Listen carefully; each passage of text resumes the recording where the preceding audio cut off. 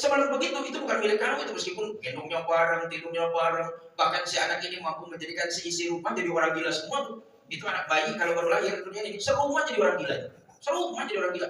Kenapa semua jadi orang gila? Karena begitu diangkat dia tanya, anak siapa sih ini? Kayak gak inget bikinnya aja gini gitu. Masih ditanya anak siapa, ganteng, bahkan neneknya masukin dia ke apa namanya dorongannya, dorong sambil nyanyi gitu. Dinyanyiin meskipun anaknya tidur, digendong-gendong dulu, kita yang gak bisa bersenandung, tapi ketika gendong bayi, tiba-tiba kita bisa bersenandung. Bapak saya itu bukan orang yang jarang nyanyi salawat tadi ya, nyanyi enggak. Tapi begitu anaknya saya sampai terakhir, dia kalau udah gendong anaknya ini kan bersenandung. Dan senandungnya tuh nggak pernah berubah dari anak satu sampai anak terakhir. Dari saya kata ibu saya, sampai anak terakhir senandungnya sama. Nanging nanging nanging kung gera gede gera jangkung gera sekolah ke Bandung gitu aja tuh dari pertama tuh. Maka kata ibu saya bilang, ini apa lo nih dari anak nomor satu si Sarudin sampai dengan terakhir sehari dia satu cuma gitu aja lagunya nanging nanging nanging kung gera gede gera jangkung gera sekolah ke Bandung. Padahal anaknya dari nomor satu sampai terakhir nggak ada yang sekolah ke Bandung.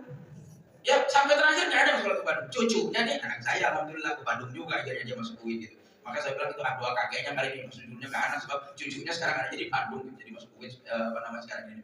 Nah Bapak Ibu yang saya hormati itu kalau salah satu saja sudah dilakukan kamu sudah menebus. Mau itu motong kambing, mau itu motong rambut, mau itu kasih nama. Kalau salah satunya kata beliau dilakukan maka sudah mengakikah. Sehingga akikah dalam pandangan beliau bukan menyembelih kambing sebenarnya sih. Salah satu dilakukannya sudah akikah.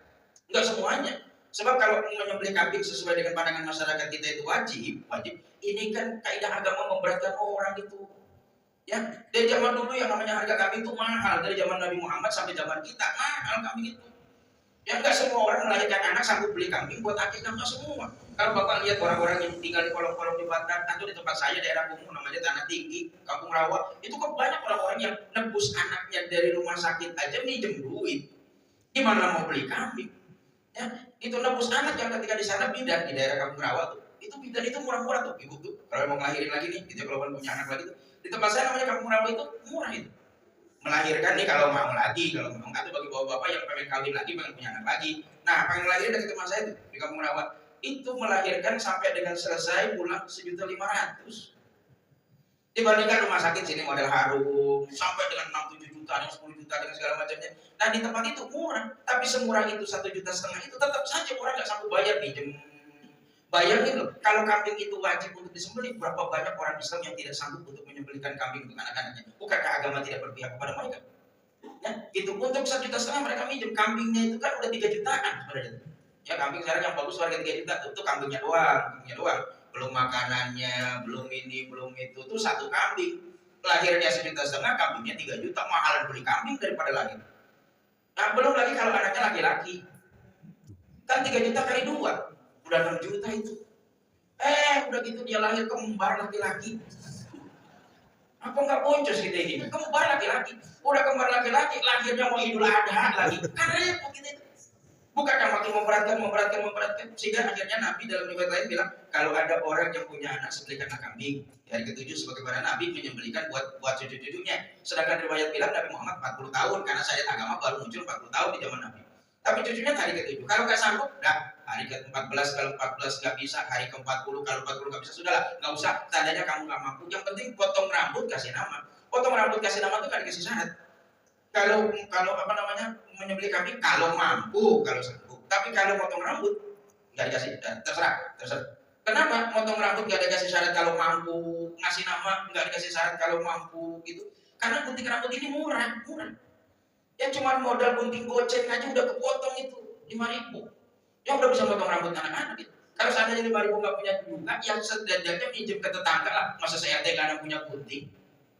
Nama sudah disiapkan oleh orang tua, bayinya 1, persiapan namanya 12 itu. Ya, mertuanya ditanya, gurunya ditanya, orang tuanya ditanya, googling dicari. Anaknya 1, lahir 12 nama gitu. Jadi ini banyak-banyak nama sih namanya, kan anaknya cuma 1 tunggal. Ntar gimana makanya gini Pak, kalau sudah lahir kita kocok aja, udah yang keluar aja kita kasih nama. Yang penting persiapan kan banyak, kalau itu bukan mudah kan. Sehingga rasanya nggak ada bayi yang tidak diakikahkan disebabkan karena kita punya nama ini yang sudah diambil. Begitu dinamakan, siapa namanya Abdullah, kamu sudah mengakikah. Ya, nah makanya bagus-bagus. Maka dari kesan tabat syada Abi Lahab wa tab, celakalah Abu Lahab dan celakalah dia. Disebut Abu Lahab itu untuk menunjukkan kenapa tidak menggunakan Abdul Uzza, cari nama yang bagus untuk siapapun. Ya. Bapak Ibu jamaah yang rahmati Allah SWT, masuk kepada ayatnya. Tabat syada Abi Lahab wa tab. Tabat, celakalah. Iada kedua tangan Abu Lahab bin Abu Lahab wa tab, dan pasti dia bakal celaka. Kalau dia tabat, celakalah yada Abi Lahabin, kedua tangan Abu Lahab, watab, dan pasti dia celaka. Ayat ini menurut para ulama, setahu saya dan semua sepakat semua, nggak ada perbedaan, bahwa Al-Lahab ini turun pada masa Abu Lahabnya masih hidup. Dia ini masih ada, ayatnya surat itu udah turun. Ini bicara langsung kepada Abu Lahab. Karena tidak ada satupun orang pada masa tersebut yang benci kepada Nabi Muhammad melebihi kebencian Abu Lahab kepada Nabi Muhammad. Ya, nggak ada. Orang yang bencinya luar biasa ke Nabi Muhammad melebihi kebencian Abu Lahab kepada Nabi Muhammad, meskipun keponakannya sendiri. Betapa kebencian itu menyebabkan Abu Lahab melakukan berbagai macam upaya mencelakai Nabi, bikin upaya mencelakai Nabi. Nyuruh istrinya tebarin duri, nyuruh istrinya bikin gosip, gali lubang supaya Nabi Muhammad itu jatuh, ditipu dan segala macamnya. Bukankah itu upaya-upaya Abu Lahab itu? Meskipun semua upaya Abu Lahab itu nggak ada berhasil sebetulnya. Tapi kebenciannya menyebabkan apapun dilakukan, salah satunya dilambangkan dengan tangan. Ya, tangan. Tabat yada, celakalah tangannya Abu Lahab. Kenapa? Ini kan lambang kerusakan. Kita bisa melakukan kerusakan kepada orang lain ini sumbernya dua, kata Nabi. Dua. Satu mulut, dua tangan.